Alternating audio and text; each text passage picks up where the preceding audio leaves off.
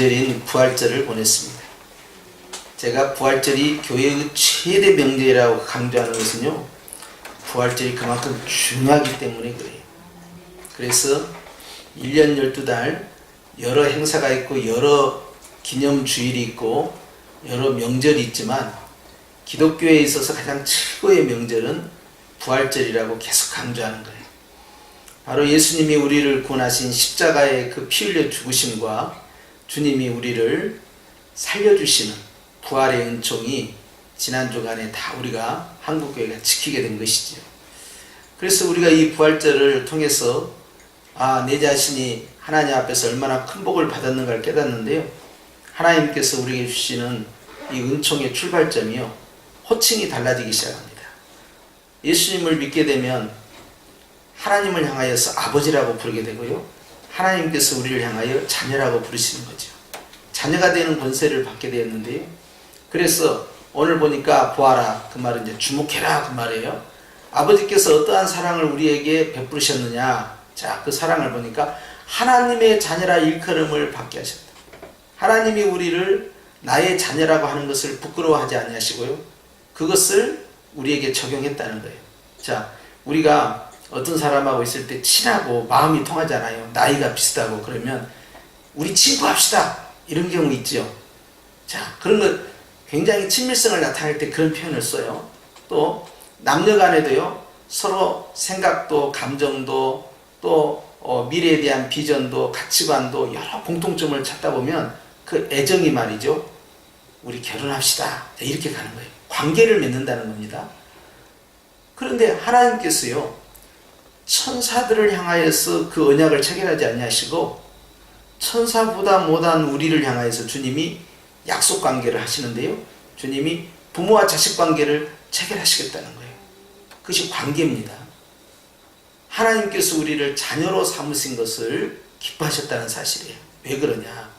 주님이 우리를 사랑하셔서 창조하셨고요, 또 주님이 우리를 사랑하셔서요, 예수님을 보내주셨고요, 주님이 우리를 사랑하셔서 예수님의 그 피 흘림의 수고와 공로와 희생을 통해서 우리를 구원하셨고요, 예수님이 우리를 위하여 피 흘려 죽으시면서 끝나는 것이 아니라 하나님이 우리를 사랑하셔서 예수님의 부활에 우리가 동참하도록 했어요. 이제는 완전히 새로운 존재예요. 이게 우리의 몸과 우리의 삶은 그대로인 것 같지만요, 영적으로 신분은 완전히 바뀌고요, 우리는 이미 부활이 시작되었는데요, 따라서 합시다. 영적 부활. 영적 부활은요, 우리의 영혼이 완전히 거듭나는 거, 새로워진 거예요. 그렇기 때문에 이제 우리에게 남아있는 부활이 또 하나 있습니다. 그건 육체의 부활이에요. 근데 그것은 언제 되느냐? 예수님 오실 때 주님께서 바꿔주신 대로. 물론 예수님 안 믿는 사람들도 다 부활을 해요. 그런데 문제는 그 다음입니다. 예수님 안 믿는 사람의 부활은요, 영원한 형벌을 받기 위해서 부활하는 것이고요, 예수님 믿는 사람은요, 영원한 생명을 얻기 위해서 부활한 것이니까요, 완전히 별개죠. 그러니까 차라리 예수님 안 믿는 사람들은 부활을 안 하는 게 낫지. 왜냐하면 영원토록 고통을 받아야 되니까. 차라리 인생에 이렇게 살다가 나이가 들어서 죽는 것으로 모든 것이 소멸되면 좋을 거 아니에요. 그런데 끝나는 게 아니라는 거예요. 그 육체가 없어져도 그 육체가 예수님 재림하실 때 다시 다 살아나고요, 그 살아난 사람들 가운데 하나님의 자녀라 하는 성도들은 다 천국에서 영원한 생명을 누리고, 하나님을 아버지라 부르지 못한 사람, 하나님으로부터 자녀라 칭함을 받지 못한 사람들은 전부 지옥불에서 영원토록 고통을 받아야 된다는 말이죠. 왜 우리가 전도하고 예수님 믿으라, 예수님 믿으라, 예수 믿으라 왜 합니까? 왜 그렇게 할까요? 예? 엘피스 단장님 대답 좀 해봐요. 왜 이렇게 우리가 전도해야 돼요? 예수님 믿으세요, 예수님 믿으세요. 왜 그러냐고. 영원한 형벌이 있기 때문에 그건 막아야 되니까. 내 이웃을 사랑하라. 이웃을 사랑하는 방법이 여러 가지 있지만요, 그들에게 예수님의 부활 생명을 집어넣어주면요, 그들이 최고의 축복이잖아요. 그렇기 때문에 한 사람도 지옥 가지 않도록 하는 것이 바로 이웃을 사랑하는 방법이고요, 주님이 우리에게 주신 세계 선교의 명령이에요. 왜 그러냐면요, 주님이 이렇게 말씀하시잖아요. 주님은 악한 자가 멸망되는 것도 기뻐하지 않는다 그랬어요. 그거 아셔야 됩니다. 그러니까 하나님은 속상한 거예요. 보세요. 하나님이 당신의 형상으로 만든 유일한 존재가 인간이잖아요. 하나님의 형상, 그 아름다운 형상으로 영적, 육적으로 만들었단 말이에요. 다 영육간에 하나님의 형상을 닮게 다 만드셨는데 정성을 들인 거예요. 손으로 직접 빚어서. 이게 얼마나 귀한 존재입니까? 그런데 하나님이 이렇게 걸작품을 만들었단 말이에요. 그래서 에베소 보면 우리는 그의 만드신 바라, 이 포이에마, 이 말은요, 하나님의 걸작품, 최고의 작품, 그 뜻이에요. 우리는 그의 만드신 바라, 우리는 하나님의 최고의 걸작품이다. 근데 이 걸작품이요, 탁 타락해버린 거예요. 그렇게 함으로써 완전히 하나님의 형상을 상실할 뿐만 아니라요, 이제는 구원과는 관계없는 존재가 되어버렸어요. 주님이 돕지 아니하시면요, 회복 불능의 상태가 됩니다. 그런데 예수님께서 오셔서요, 하나님의 형상을 회복을 시켰는데요, 처음 하나님이 창조하실 때 그 하나님 형상 있잖아요, 그때보다 훨씬 좋게 회복을 시켰어요.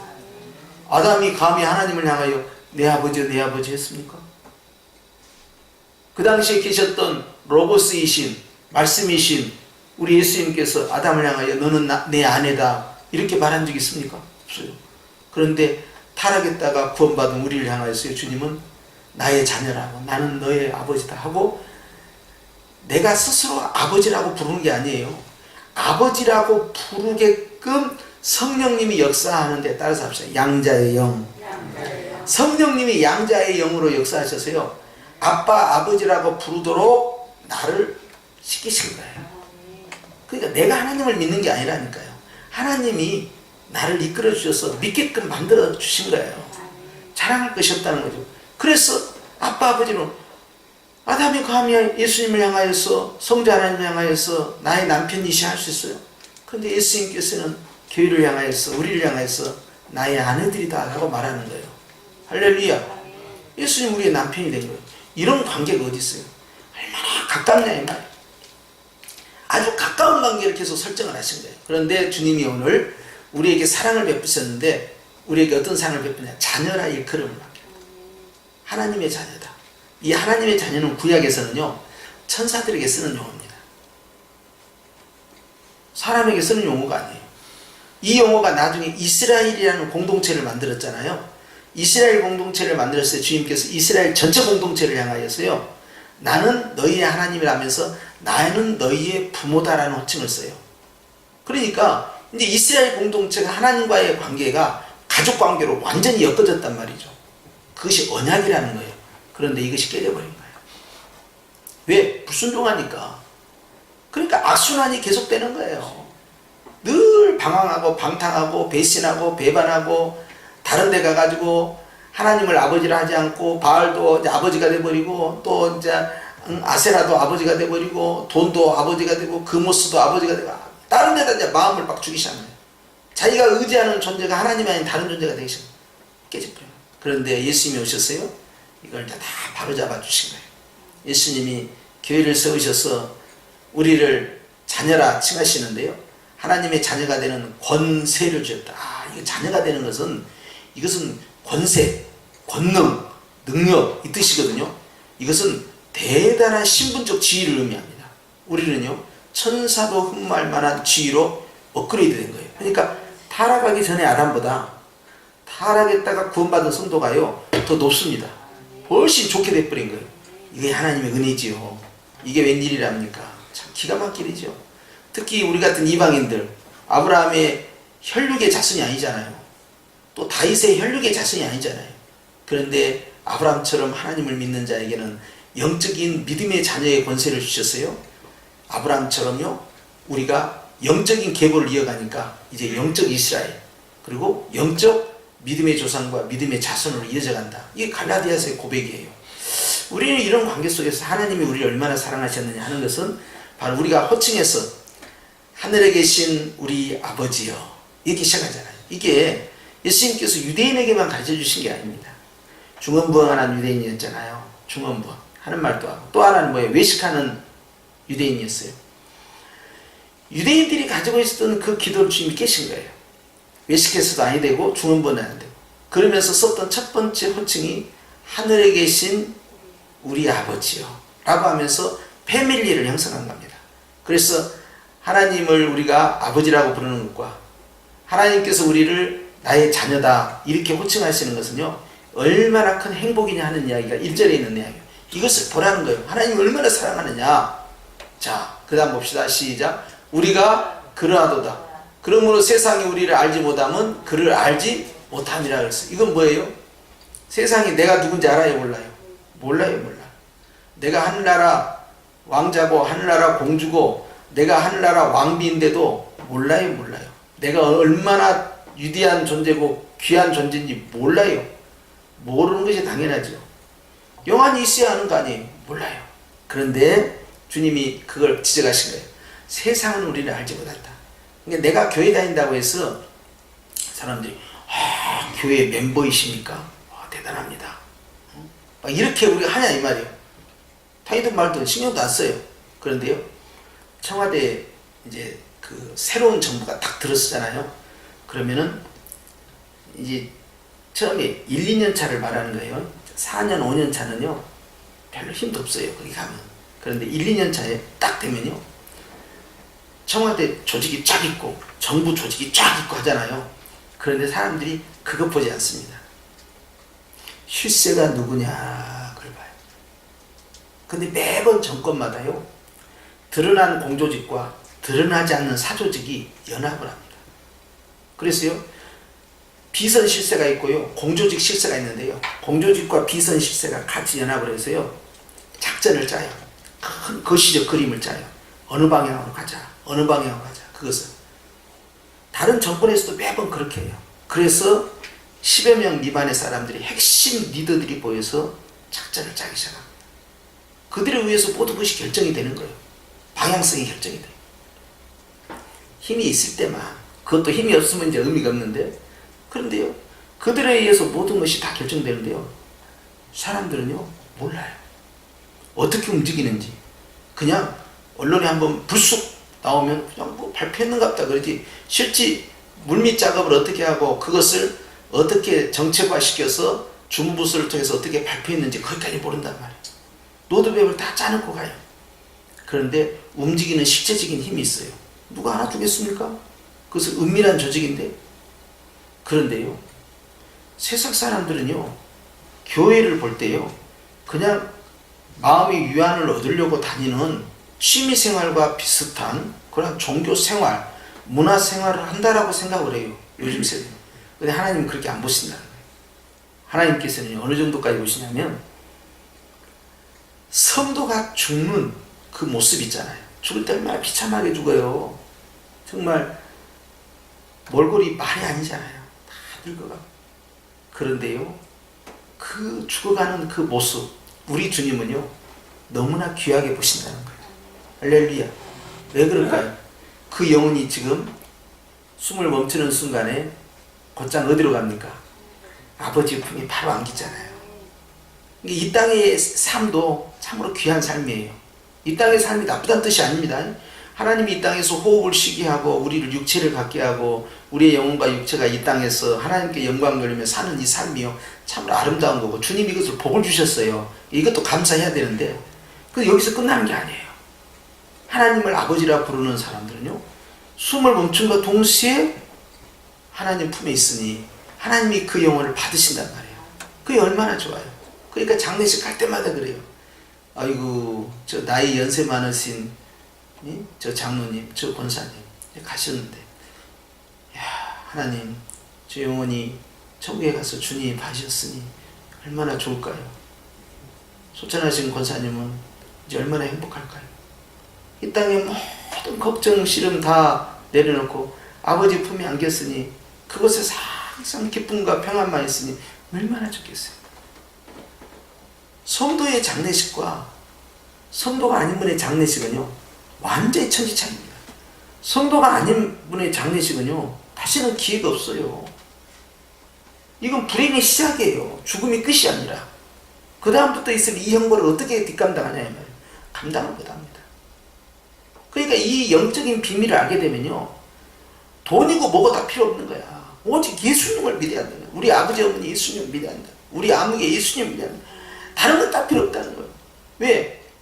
미래가 있다는 걸 아는 사람은요 지금 이것이 이 짧은 이 70년 80년이 문제가 아닌 거예요.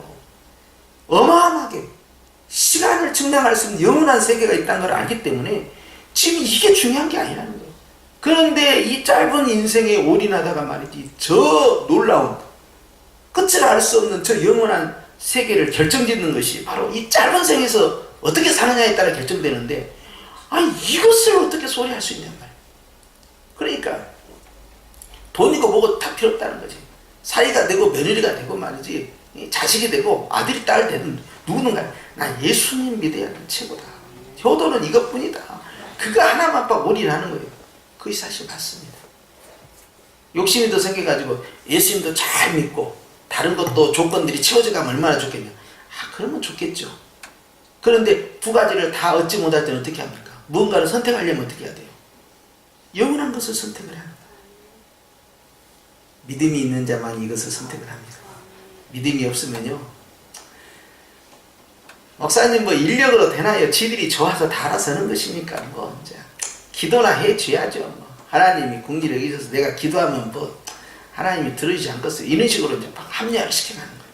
그래서 사고를 치는 거예요. 이제 미래를 어떻게 합니까 우리가? 큰일 날 일이죠. 내가 낳은 친자식이라면 어떻게 그런 식으로 아이들을 방임할 수 있겠습니까? 이건 주님 앞에 목숨 걸고 기도할 문제예요. 하나님 앞에서의 신앙이 얼마나 소중한지요. 신앙을 귀히 여기지 않고 배우자의 직장이나 연봉이나 스펙이나 장래성이나 이런 것만 생각, 지들끼리 좋아한다고 하니까 뭐 이제 인력으로 못 말리니까 나는 뒤에서 뭐 힘도 없으니까 내가 도와준 것도 없는데 이래저래 말할 수 없으니까 그냥 나는 뭐 할 수 없다. 그냥 조용히 기도를 해주겠다. 야, 그게 어떻게 가능한 이야기예요? 자식을 사랑한다면 절대 그럴 수 없는 거죠. 죽기 살기로 기도하는. 어느 원사님이 자기 아들은 삼성에 다니셨어요. 그리고 딸은 연애를 한 거야. 아들하고. 근데 이 권사님이 아무리 기도해도 이 딸이 내 며느리가 될 사람은 결코 아닌 거예요. 그러니까 막 고민에 빠진 거예요. 아이고 어떻게 하면 좋을까요? 어떻게 하면 좋을까요? 아니 기도는 어디다 쓰려고 기도는 안 하시오? 기도하시오? 하나님 역사하지 않겠어. 기도하세요. 근데 이분이 작정 기도를 했네요. 시간을 재지 않고 작정했는데요. 나중에 보니까 1년을 작정 기도했어요. 1년. 아무 소리 안 하고 아들한테 뭐 만나라 헤어져라 어쩌라 하면서 하고 그냥 막 기도만 하신 거예요. 간절히. 왜냐하면 그 아들이 외아들이고요. 이 어머니한테는 남편이 없어요. 그런데 하나님 마음에 합한 며느리를 얻고 싶은 거예요. 1년간 막 기도하는 거예요. 결론이 어찌 됐을 것 같아요? 하나님이 알아서 정리해 준 거예요. 그리고 열심히 기도했어요. 그냥 체념하고 기도한 것이 아니에요. 기도의 능력을 믿고 열심히 기도했어요. 하나님이 들었다는 거예요. 야, 왜 너 걔 만나냐? 이런 앗소리도 안 하는 거예요. 그런데 하나님이 역사를 벌여요. 그런 일은요 수도 없이 많습니다. 비일비재예요. 그건. 그러니까 내가 뭐 돈이 없어서 도와준 것도 아니고 좀 그런 말 하면 안 돼요. 열심히 기도. 영원한 생명이 있어요. 부모님도 마찬가지예요. 부모님 돌아가시면 재산을 어떻게 분할할까? 아이고 요즘도 영리해갖고 머리들 좋아. 응? 아니 지금 그게 문제예요. 지금 내 부모님 지금 예수님 믿고 돌아가신 거 안 돌아가, 이거 지금 초미의 관심이지.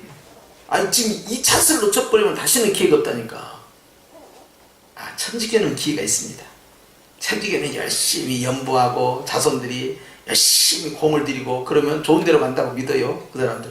불교도 그래요. 그런데 성경에는 그런 걸 가르치지 않아요. 다시는 기회가 없어요. 열심히 기도하고 전도하는데요. 어떤 목사님이요, 아버님 전도하려고 기도를 했는데요, 25년을 기도했어요.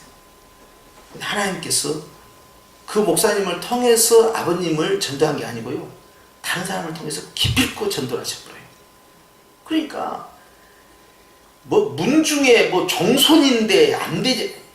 저 사람은 그냥 술고래인데 뭐 저 사람은 성격이 얼마나 고집이 센데 뭐 저 사람은 막 차라리 내 주먹을 믿으라 그러는데 저 사람이 과연 그런 건 다 내 생각이에요. 내가 너무너무 저것은 태산처럼 안 될 것 하는데 주님은요, 하늘나라에서 보실 때 태산이나 들판이나 똑같습니다. 똑같아요. 다 그냥 똑같은 들판이요. 아무것도 아니요. 그건. 근데 나만 그냥 너 천막에 거보이 주님은 이거 아무것도 지구 자체도 아무것도 아닌데 뭐 그 태산이 뭐요? 응? 에베레스트 산이 뭔데 그까짓 게 아무것도 아닌 거예요. 주님 보시기에. 자, 여러분, 하나님 앞에 기도하는 것은 자녀의 권세예요. 기도는 누가 하느냐? 예수님 믿고 하나님을 아버지라고 부르는 자가 기도하는 거예요. 그러니 주님이 너희는 이렇게 기도하라. 하늘에 계신 우리 아버지요. 이렇게 들어가잖아요. 자녀가 기도하는 거예요. 왜 기도하라고 그랬어요? 응답해 주시니까. 할렐루야. 근데 세상 사람들은 우리를 모르는데요. 우리는 알아야 돼요. 우리는 자녀의 권세가 있으니까 나라와 민족을 위해서, 가족을 위해서, 자녀를 위해서, 교회를 위해서 뭐 할 수 있어요? 기도할 수 있는 권세가 있어요. 아무나 기도하는 게 아니에요. 옛날엔 왕들이 와가지고요, 제사장한테, 대제사장, 서기관 딱 있으면 제사장한테 기도해달라고 부탁한다고요. 그런데 하나님 우리를 왕 같은 제사장이다 부르셨어요. 그러니까 우리가 기도한다니까, 우리가 직접. 천주교 사제들을 통하여서 무엇이 결정되는 게 아니에요. 사제가 뭐 네 죄를 사하노라, 뭐 손 이렇게 뭐 그거 아니요. 그거 상관없어요. 사제가 결정하는 게 아니에요. 우리가 하나님의 말씀을 붙잡고 기도하면 이루어지는 거예요. 할렐루야. 얼마나 행복합니까? 그래서 주님이 우리가 말, 세상 사람은 우리가 누군지 모른다는 거예요. 우리가 얼마나 존귀한 자인지. 하나님께서는 우리를 위하여 칭찬과 영광과 존귀. 이 멸류관은 누가 씁니까? 왕이 씁니다. 멸류관은 누가 씁니까? 최후의 승자가 씁니다. 그런데 주님이 우리가 이걸 다 쓰는 자라는 거예요. 아니, 멸류관도 하나가 아니에요. 의의 멸류관, 영광의 멸류관, 자랑의 멸류관, 금멸류관, 찬양의 멸류관, 기쁨의 멸류관. 멸류관도 어마어마하게 많아요. 어떤 멸류관이 쓸지 몰라요. 이 세상의 왕들이 쓰는 가장 화려한 왕관보다 더 훨씬 멋있는 관을 쓰는 거예요. 그런 아름다운 영권이 딱 들어온다고요. 그럼 다 왕이 되는 거예요. 그러니까 주님 우리에게 뭐라고 했어요? 1000년 동안 왕노를 하리라. 계시록 20장 4절에 1000년이라는 무슨 말이에요? 딱 뭐 숫자 1000년이 아니에요. 1000년 만년 살고지고 그 말은 무슨 말이에요? 오래오래 살고지고. 나중에 계시록 22장에 뭐라고 해요? 주님이 우리에게 영원토록 왕노를 하리라. 다른 사람 뭐 대통령 해봐 5년 딸랑 해먹고 말이에요. 5년도 제대로 해먹어요. 어떤 대통령이든 말이죠. 3년 차만 들어갔다 하면 그냥 와장창창 깨지기 시작하는 거예요. 그냥 이것도 이제. 아니, 내가 MB 때 한번 가봤다니까, 청와대. 세상에, 야, 인기가 떨어지니까요. 이 영이 안 써, 영이 안 써. 아주 대통령이 우습게 보는 거예요. 처음에 그냥 당선될 때 한 1년 정도만 그냥 그 앞에서 발발발발 긴다. 인사권을 갖고 있어요. 근데 이제 내리막길에는요, 아이쿠 세상에 다 사람들이 흩어져가 자기 살 길로 가는 거예요. 그냥 어느 정부에든 간에. DJ 때도 마찬가지요. 그냥. 여러분, 우리는 영원한 왕노릇이에요. 얼마나 감사합니까? 우리에게 소망이 있다니까요. 미래가 있다니까요. 미래에 축복이 있는 사람은요, 한 명이라도 더 전조하려고 하고 어떻게 하든. 그러면 우리의 부모, 형제, 고륙 친척들, 자녀, 자손들 가운데 예수님 안 믿는 사람이 있을 거 아니에요. 근데 계속해서 주님이 나에게 기도를 시킨다. 계속해서 그 영혼을 위해서 기도하도록 주님이 내 마음을 붙잡으신다. 그러면요, 눈치가 빨라야 돼요. 10중 8구 하나님께서 그 영혼을 뭐 하고 싶은 거예요? 구원하고 싶으신 거예요. 그래서 나에게 기도를 시키신 거예요. 그러면 나는 기도로 심고 다른 사람이 거두는 거예요. 할렐루야. 내가 꼭 전도 안 해도요, 영으로 추수가 들어가잖아요. 그러면 육으로 와서 누가 추수를 하기 시작합니다. 그래서 우리 엘피스도 열심히 여기서 전도하고 막 음료도 나눠주고 안녕하세요 예수님이세요 우리 성령께 오세요. 얼마나 좋아. 우리 목사님 설교자에 그 말은 제발 하지 마요. 아니 진짜 그건 아니야. 그렇게 하면 하나님께 우리가 혼난다니까. 목사님은 쪽뼈 불고 뒤로. 우리 권사님들 여기 우리 목사님이라고 막 자랑하시는데 제발 나는 몸둘바를 모르겠어 그냥. 그런데 그렇게 하잖아요. 근데 이분들이 교회 와요, 안 와요? 안 와요. 그 낚시하면 안 돼요. 하나님은 보고 계셔요. 씨를 눈물로 뿌리는 자도 복을 받고요, 거두는 자도 복을. 요한복음 4장에 써져 있어요. 주님이 보아라, 넉 달이 지나야 추수한다고 그랬지, 때가 되면 추수한다고 그랬지, 아니다. 벌써 추수하게 됐다. 이는 씨를 뿌리는 자가 거두는 자가 함께 기뻐합니다 그랬어요. 그러니까 어떤 사람은 뿌리기만 하다가 평생 가는 분도 있어요. 괜찮아요. 하나님 앞에 아름다운 것을 뿌리고 다닌 거예요. 예? 그리고 또 어떤 사람은 길에 가다 주워 그냥. 내가 전도 안 했는데 훅 주워 가고 있는데, 여기 교회 없어요. 왜 없어요? 여기 있잖아요. 그러니까 자기가 되고요. 누가 전도했어? 그럼 데리고 온 사람이 전도가 되는 거예요. 그러면 그걸로 하늘나라의 실적 보고가 되는 거예요. 뭐 어쩔 수 없어 그건. 그냥 지나가다 주운 것이 되는 거예요. 예? 그런데 하나님께서요, 뿌리는 자나 거두는 자나 상이 똑같다는 거예요. 여러분 그거 아셔야 돼요. 예? 착한 일을 계속 하시는 거예요. 착한 일을 행하시는 그리스도라 그랬는데, 그러니까 어떻게든 저 영원한 형벌을 알기 때문에, 저 유황 불못을 알기 때문에 저것만은 어떻게 피하게 하면 좋을까? 그것이 전도라고. 그것이 사랑이야. 사도들이 그렇게 애타게했던 것이 한 명이라도 하나님의 형상을 회복시켜야 된다. 한 명이라도 하나님의 자녀로 다시 데려와야 되는데, 마귀가 다 끌고 가고 마귀 자식을 만들어 버렸다니까. 어떻게든 다시 뺏어와야 되는데, 부활하신 예수님 승리하신 것처럼 뺏어오는 거예요. 그걸. 예. 그래서 주님이 네가 누군지 아느냐 하는 이야기예요. 지금 우리는 하나님의 자녀의 권세가 있다. 그런데 세상 사람들은 알아준다 안 알아준다? 안 알아준다 이 말이에요. 뭐 그러든지 말든지, 뭐 세상 사람들이 일단 돈이 많아야 되고, 넓은 아파트에 살고, 또 큰 차도 있어야 되고 말이에요. 자녀들도 그냥 1년에 연봉이 말이죠, 엄청나게 많이 벌어야 되고, 막 이렇게 잘 사는 거, 이런 걸 성공했다고 부러움의 대상이 되는지, 교회 다니는 거 부럽다고 생각 안 해요. 그런데 육에 속한 사람들은 그러지만 영에 속한 사람들은요, 교회 다니는 사람을 귀하게 생각하고요, 특별히 기도하는 사람을 귀하게 봅니다. 그러니까 이게 중요한 거예요. 아무리 장로님이 말이죠, 회사를 몇 개나 가지고 있는 아주 이 재벌 같은 그런 회장이라 하더라도, 초등학교도 안 나오는 이 권사님이 말이지, 하나님 앞에 진실하게 기도하면 누구에게 가서 기도 부탁하겠어요?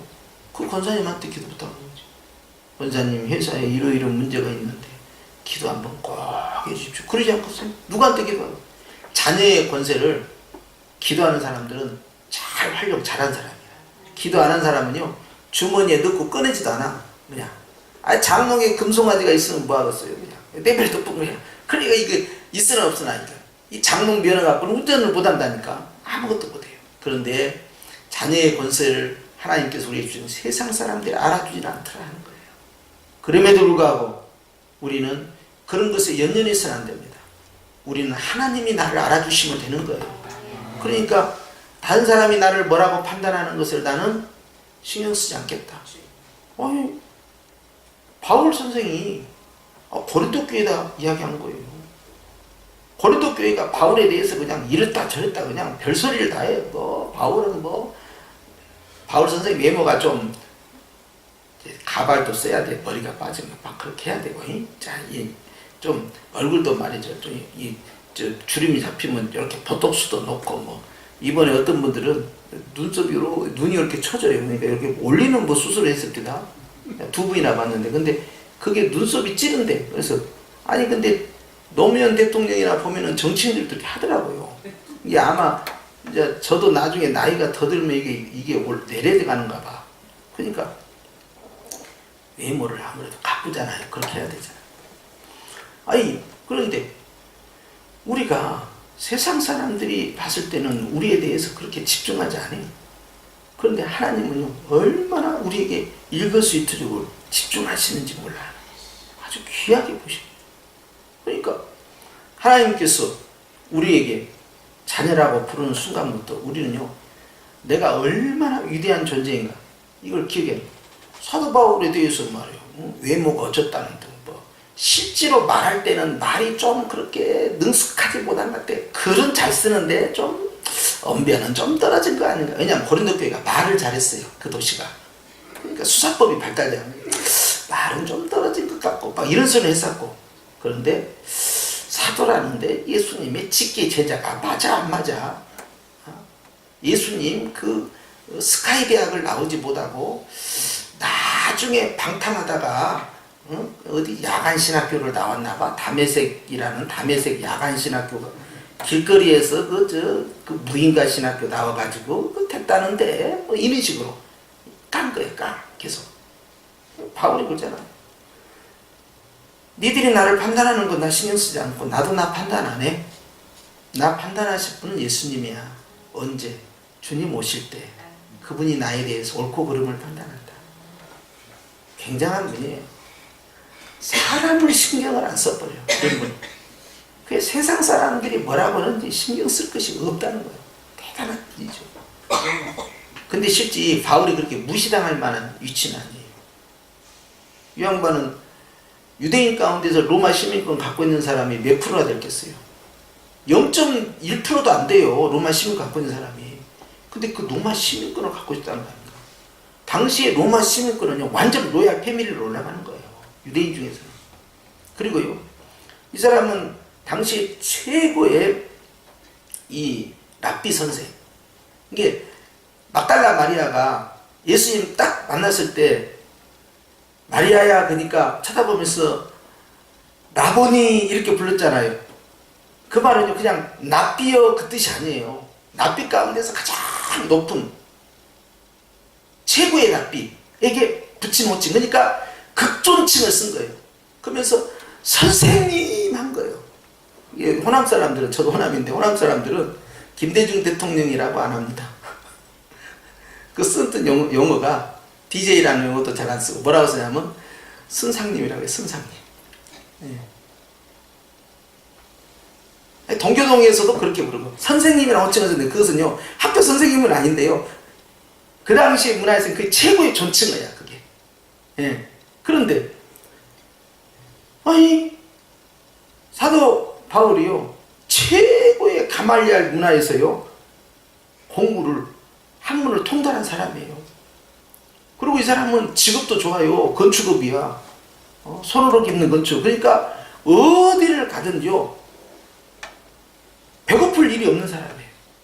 그렇기 때문에 자비량 목회가 가능했던 거예요. 뭐가 부족하겠어 이런 사람은. 자기는 정통파 히브리인 중에 히브리인, 바리새인 중에 바리새인이요. 베냐민 집파 출신이요. 태어날 때 8일 만에 할례를 받았고 율법에 있어서는 흠이 없는 자라고 그랬어요. 얼마나 철저히 유대에 길들여진 사람이에요. 뭐가 부족해 자기가. 그런데 담에색 신학교 야간 나와가지고요. 그때 눈이 확 멀어버렸잖아요. 야간에. 그래가지고 눈 멀어가지고 예수님 만난 거 아니에요. 네? 여러분 고린도 교회는 자기가 전도한 교회예요. 개척한 교회야. 근데 그것을 엄청 무시를 당한 거예요. 그러니까 고린도 후서에서 그 말을 해요. 편지로는 글로는 강하고 실제로는 약하다고 하는데 그렇게 말하면 안 된다. 내가 기회가 되면 한번 내가 간다. 굉장히 서운한 거예요. 그리고는 심지어는 목사님 목사함수 어디서 받았어요? 이렇게까지 나오는 거야 이제. 목사함수 어디 받았어요? 예수님이 직계 제자 맞아요? 막 이렇게 하는 거예요. 바울이 얼마나 다른 교회가 그렇게 말하면 속 안 상해. 근데 내가 전도한, 내가 양육한 내 새끼가 그 말을 하는 거예요 나에게. 어디 나왔어요? 그러니까 그냥 바울이 얼마나 마음 상했어요. 내가 다른 사람들에게는 사도가 아니라도 니들한테는 사도다. 어찌 이럴 수가 있느냐 이 말이에요. 고린도교회가 엄청 상처를 많이 준 거야. 자, 그런데요 바울은 신경 안 썼어요. 그러든지 말든지. 사도 요한도 마찬가지예요. 나로 말할 것 같으면 내가 누구냐. 자기 정체성을 나로 말할 것 같으면 내가 하나님의 자녀다. 하나님 앞에서 자기가 얼마나 위대한 존재인가를 지금 감사하고 있는 거예요. 여러분 이것이 없잖아요. 그럼 자격지심이 생기잖아요. 그러면요 사람들 앞에서 열등감에 사로잡히고요 눈치나 보고요 당당하지가 못해요. 영적인 당당함이 없어져 버려요. 구원도 마찬가지입니다. 구원에 확신이 없잖아요. 그러면 막 요한계시록 막 설교를 듣는다든지 말이죠. 막 어떤 사람이 교회 다니다가 그냥 지옥 갔다는 그런 감정을 든다니 막 그들 문이 더 떨어요. 구원에 확신이 없으면 그런 거예요. 그런데 구원에 확신 있는 사람은 저거이 뭔 엉뚱한 소리를 하고 있다냐. 아니 그런 거 마음에 두지도 않아. 아니 아무리 투시를 잘하는 점쟁이한테 가서도 무당 점쟁이 앞에서도 아무 변동도 없어. 근데 어떤 사람은 가가지고 그냥 귀신 들여서 점치는 사람 앞에 가서 그냥 덜덜 떨고 그냥 뭐 혹시 말이 잘못 나오면 어떡하고. 근데 그 이제 그 무당이 니는 예수 귀신 믿으니까 앞으로 여기 오지 마라. 그러면 나는 저 무당도 인정하는 하나님의 자녀다 하고 막 좋아하고. 지금 그게 좋아할 일이요? 귀신이 와갖고 예수님 보고 지극히 높으시는 하나님의 아들이요 하고 귀신이 예수님 알아볼 때 예수님 뭐라고 그랬어요? 시끄럽다. 입 다물어라. 내쫓았던 거예요. 사도 바울도 그랬어요. 지극히 높으신 하나님의 아들을 전하는 자요 했을 때 바울이 듣기 싫으니까 귀신 내쫓았던 거예요. 그냥. 그런데 그냥 점치는 무당한테 갔더니 그냥 너는 그냥 예수 믿으니까 너 다음부터 찾아오지 마라 그랬다고 말이에요. 작두칼 위에 올라가서 막 강심과 말이야 그냥 막 춤을 추는데 그냥 교회 다니는 사람 오면은 그냥 큰일 나니까 오지 마라 그랬다고 말이요. 내가 예수 믿는다는 거 말이요. 귀신도 알아보고 무당도 알아봤다고 말이요. 나 진짜 구원받은 거 맞다고 말이요. 죄송합니다. 이따위 간증을 하면 되겠습니까? 그런 거 아니에요. 모르니까 성경을 믿어야지 말이에요. 그런데 가고 확인받고 싶고 하고. 아이 세상에 성경에서 구원받았다 하면 아멘 하고 주여 감사합니다 하면 되지. 무당이 하고 나 구원받나 안 받는다 한번 맞춰봐. 나 예수 제대로 믿고 있나 하면 이러면 되겠어요? 큰일 날 일이지. 왜 그래요? 믿음이 확신이 없어서 그런 거예요. 내가 지금 누군지를 모르고 있는 거예요. 나로 말할 것 같으면 하나님의 자녀의 권세가 있는 자다. 내가 얼마나 높은 사람인가 알아야 된다는 거예요. 그러니까 얼마나 하나님 앞에 감사하며 살아야겠어요. 내가 돈이 있든 없든. 그러니까 내가 사람들 보기에는 가난한 자 같더라 실상 내가 부유한 자다 그래버린 거예요. 또 나는 돈이 없는 것 같지만 나는 많은 사람을 부욕해 하는 자다 그랬어요. 영으로 육으로 부욕해 하는 권세가 있다니까 하나님의 자녀에게는. 영으로 부욕해 함이라 하는 것은 예수 그리스도의 풍성한 복음을 말하는 것이고 육으로 부욕해 함이라 하는 것은 예수님의 이름으로 복음을 전하면서 치유도 하고 복도 빌어주고 주님이 복을 빌어주라고 했잖아요. 그 가정에 가서는 평안을 빌어라. 그러면 그 평안이 거기에 임한다 했잖아요. 권세가 임하는 거예요. 합당 찬양할 때 너에게 다시 돌아온다 하면서 그러니까 나는 무명한 자 같잖아. 나는 유명한 자다 그랬어요. 이런 영적인 호연지기가 있어야 돼요. 나는 날로 후패 하나 맨날 병들고 아프고 약으로 살아야 되고 일주일에 한 번씩 그냥 병원에 가서 그냥 치료받아야 되고 그렇게 갤gel골고 하는 사람 같지만 내 속사람은 날로 새롭다 그랬어요. 매일같이 감사와 기쁨이 넘친다는 거예요. 할렐루야. 여러분 오늘 주님 앞에서 이런 믿음이 있기를 축원합니다. 내가 얼마나 대단한 사람인가, 내가 얼마나 큰 축복자고, 내가 얼마나 하나님 앞에 사랑받은 자인가 알아야 된다. 바로 주님은 오늘 우리를 향하여 나의 사랑하는 자녀다 라고 부르시는 거예요. 바로 그 하나님 아버지 앞에서 믿음 생활을 승리하시기 축원합니다. 기도합시다. 하나님 아버지,